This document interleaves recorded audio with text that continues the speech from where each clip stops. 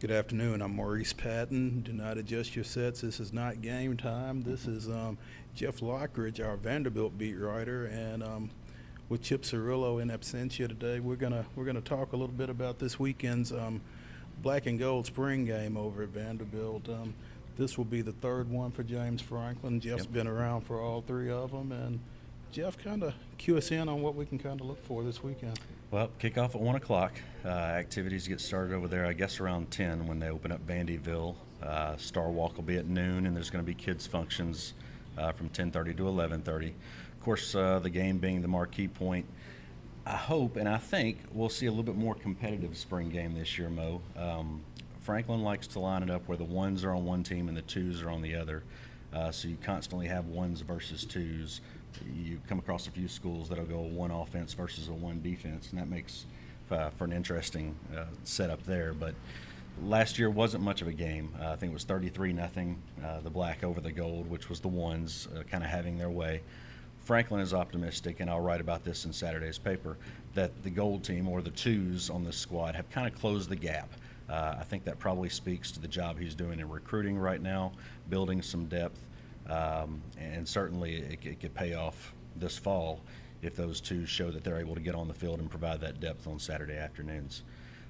Mo, I know you've covered spring games in the past where it's been nothing more than kind of a glorified scrimmage. Now they have some depth, at least on the offensive line, to where they can have more of a game that goes both ways. Exactly, and we were kind of talking about that earlier. You know, you kind of seen some spring games where they kind of gin something up to give scores for, turnovers or different things like that to try to kind of create a game where there's not really one. But like you said, the fact that they've finally been able to kind of create some depth and close the gap and actually make it a competitive game type situation for the fans to come out and see, I would think it's got to be exciting both for the Vanderbilt fan base and for that coaching staff at this point. I would think so. A 1 o'clock start's probably not ideal. I think most people would like to have it under the lights, but because you've got a baseball game against Missouri at 4 that's being televised, they want to get done with that in time for folks to go over and watch the baseball game and not have any overlap there. So that's how come we've got the daytime start. Hopefully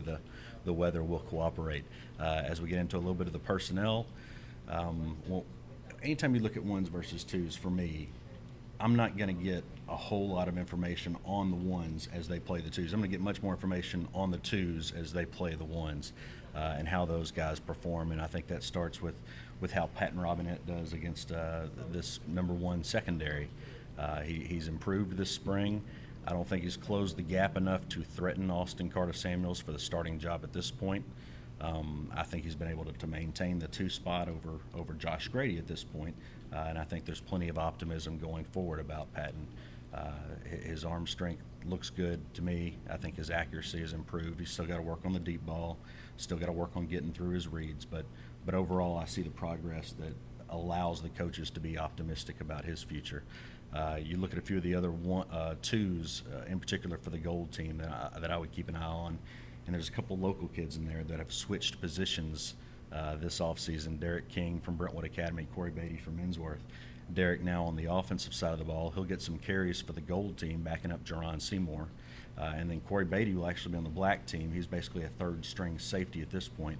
But what do you remember about watching those two guys in high school, Mo? You know, when Derek was at Brentwood Academy, I don't remember him being a great factor on the offensive side of the ball. Obviously, he's fast as all get out. He was on the track team and did a great job there. But they had, so much talent, particularly on the offensive side of the ball, that they were able to just stick him at cornerback and kind of leave him there and didn't have to use him a whole lot on offense. So I'm kind of intrigued to see how that plays out and how much of an impact he's able to make on the running game behind Tate and Seymour and some of those guys. And Corey, on the other hand, did play a lot of defensive back at Innsworth, and I kind of expected him to come in as a defensive player more.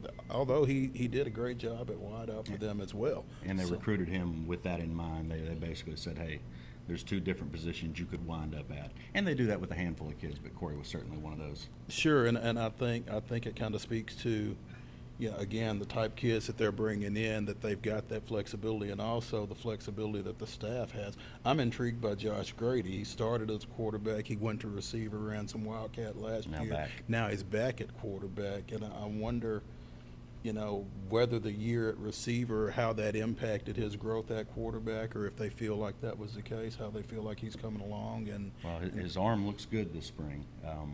The decision making is what's going to have to improve, and I think that's why he hadn't probably moved up the depth chart just yet. A few errant decisions here and there, but the potential's there, and it'll be, like you said, interesting whether he actually stays at that spot and wants to call in plays from the sideline, or whether or not he wants to get back on the field at receiver. How patient does he want to be to get his chance at quarterback? Another local kid that's certainly worth mentioning. You won't find him on the twos anymore. He is now playing with the black. He's on the ones, and I expect him to see him on the field a ton this fall, and that's Caleb Azubuike from McGavick. They have used him this spring not only at defensive end but at defensive tackle as well, and I can see them actually leaving him there a good bit this fall when they go with that alignment of basically putting 3 defensive ends on the field and creating more of a pass rush. I could kind of see that even when he was at McGavick, because they slid him down inside some at McGavick, and he can take up blockers in there. He can take up space. He can be a good run stopper, as well as doing damage out on the end, from out on the edge at defensive end. He's a guy that just gets upfield, and he made the transition a lot quicker than I really expected him to, having watched him. For a kid that hasn't played a lot of football in his past. Yeah, he's definitely, big upside, big time upside, obviously, and he came quick last year. They got to be pleased with him. A couple more spots we'll look at real quick on the twos. If you want to know whether or not the Gold can hang around in this game and challenge the ones at all, I think it probably comes down to some guys on that defensive line for the Gold being able to stop Wesley Tate, running back from also here in town, Pope John Paul II, who right now is their number 1 back, although I think this is going to be a by-committee situation with him and Seymour and Kimbrough. But Stephen Weatherly has looked really good at defensive end. He's a skinny guy, almost in the mold of a Broderick Stewart, but he's got tremendous speed off the edge. He's made an impact, in a handful of practices. His name has come up as we've watched from the sideline, so I'll be interested to see how he does in this game. And also Ladarius Banks at defensive tackle. I think he's going to get his shot to perform not only in this game but possibly work his way and get into that rotation quite a bit this fall. So that's some of the things we'll look for in what we hope will be a more competitive and certainly a fun Vanderbilt black and gold scrimmage this Saturday. Thank you for joining us. Sounds good.